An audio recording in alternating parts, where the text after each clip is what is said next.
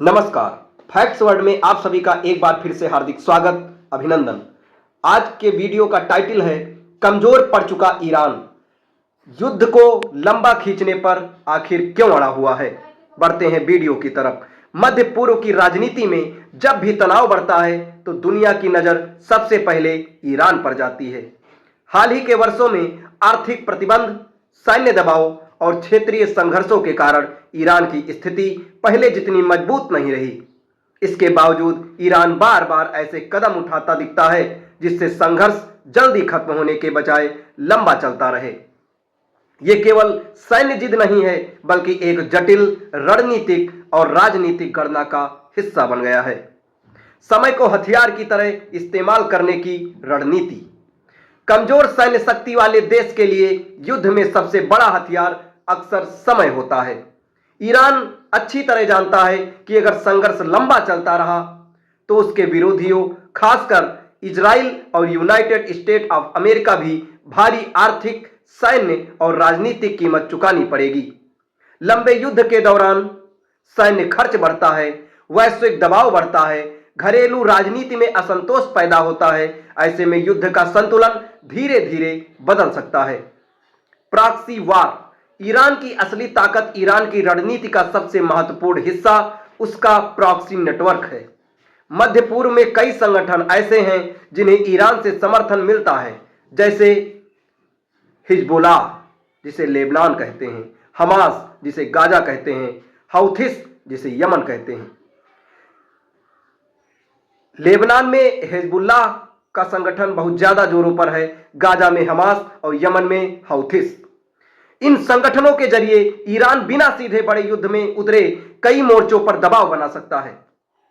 इससे विरोधियों को एक साथ कई जगह संस्थान लगाने पड़ते हैं और संसाधन जुटाने पड़ते हैं और युद्ध लंबा खिंचता है। आर्थिक प्रतिबंधों के बावजूद सहनशील अर्थव्यवस्था। पश्चिमी देशों ने ईरान पर लंबे समय से प्रतिबंध लगाए हुए हैं।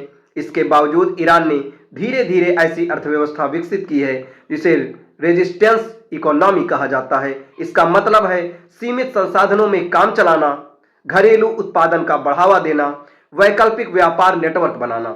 इस कारण ईरान अपेक्षाकृत लंबे संघर्ष को सहने की क्षमता रखता है। घरेलू राजनीति और सत्ता संतुलन। युद्ध का एक आंतरिक राजनीतिक पहलू भी होता है।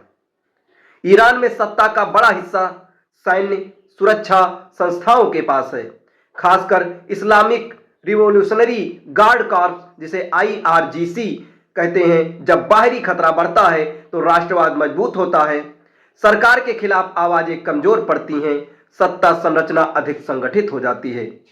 इस तरह युद्ध कभी कभी सरकार के लिए राजनीतिक स्थिरता का साधन बन जाता है। कूटनीतिक सौदे की बेहतर स्थिति। इतिहास बताता है कि कई युद्ध अंततः बातचीत की मेज पर खत्म होते हैं।